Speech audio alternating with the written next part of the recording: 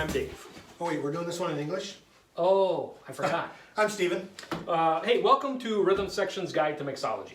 Steven, what is Rhythm Section's Guide to Mixology all about? Well, David, we are two I almost messed average that up. guys who like to make drinks Let me just point out that we are somewhat below average. for our trophy wives, and we thought you might like to come along for the ride. And what are we making tonight? We're going to make what I like to call Cousin Eddie's Old Fashioned. There's a story behind this, Steven. Can I tell you that? Please, please. I also should point out that we have a live studio audience with us tonight. Isn't that exciting? It's very All right, very nice. That was totally unscripted. I didn't expect them to do that. Quiet down. Cousin Eddie's Old Fashioned is a...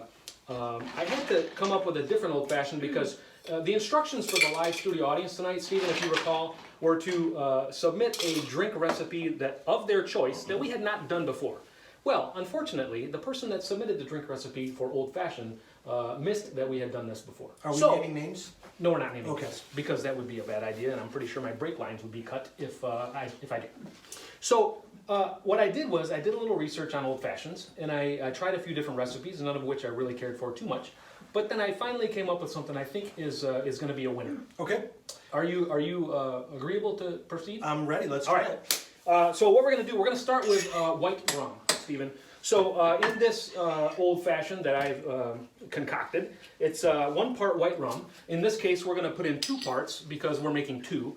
As Steven mentioned, we usually make these for our trophy wives, and they do the taste testing. Sometimes we wind up in a pretty good place, and other times we wind up in the doghouse. Some of them are delicious, and some of them Not so much. really not so much. Yeah. So 1 part, in this case 2 parts, and 1 part bourbon. What type of bourbon are you going to use tonight, I Steven? brought some wild turkey for this purpose, so All right. I hope that doesn't... Is that top shelf stuff, wild turkey? It's about waist high. Okay, all right. Very nice. You can't beat waist high.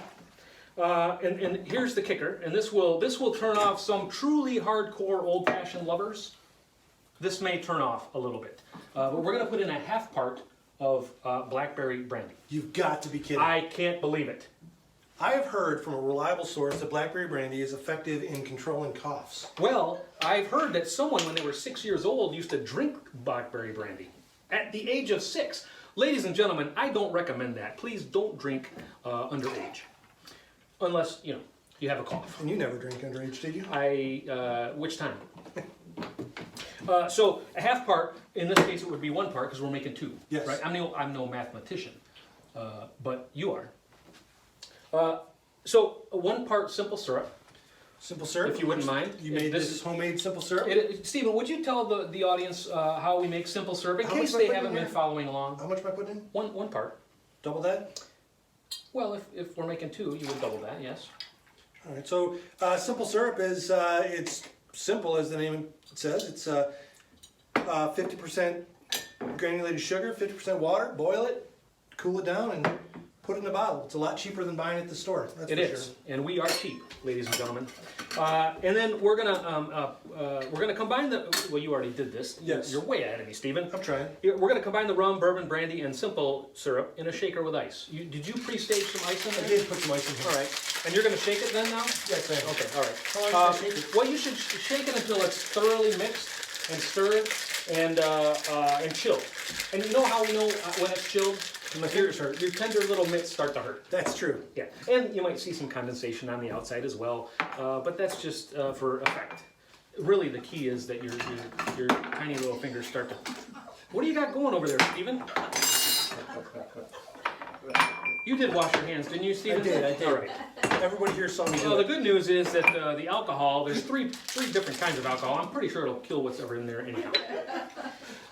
So anyway, you strain it into a rocks glass over a whiskey ball or just ice. You Or could an just ice ball, use ice. whatever. Had you known that was going to turn out that way, you probably would have chosen the other ice. So we're going to garnish this, Stephen. This is where the traditional old-fashioned comes in. Okay, I'm ready. Because in a traditional old-fashioned, you would kind of is spritz the right word? You would express an orange peel over the top and drop it in. Would you do that? Yes, I would love to Thank do you. that. Ready? You, Stephen, just in the spirit of honest brokering, ladies and gentlemen, Stephen pre-staged the orange peel, so we didn't have to do that on camera for fear of Stephen cutting himself. Nicely done. Yes, do I garnish this with anything? I think we should garnish it with what we now know to be brandy cherries. These are brandy cherries, homemade brandy cherries by a member of our studio audience, Stephen. Well, that's the best Or, way to do or this. more than one member of our studio audience. Perhaps a whole family of people made these together, and they may or may not be pitted. So ladies and gentlemen, whoever's going to be tasting these, be careful. Whoa, somebody's getting a double dose. Well, we care twice as much about that person. My understanding, Stephen, is that, well, it'll be interesting to see who you give that to, is that these are laced with some sort of alcohol. They're Cherries. brandied, they appear to be... Oh, that's probably why they're called brandy cherries. Wow, smell it, that smells I appreciate delicious. you pointing that out. It does smell different. Yes. Ladies and gentlemen, this is a Cousin Eddy's Old Fashioned. We hope you like it because it is a bit of a concoction that we had to come up with because, you know, for good reason. I won't harp on it at all anymore. Okay. Stephen, I just want to remind the folks not to drink with you. And don't drive like him. Thanks for joining us, ladies and gentlemen. We'll see you next time. Have a good night, folks.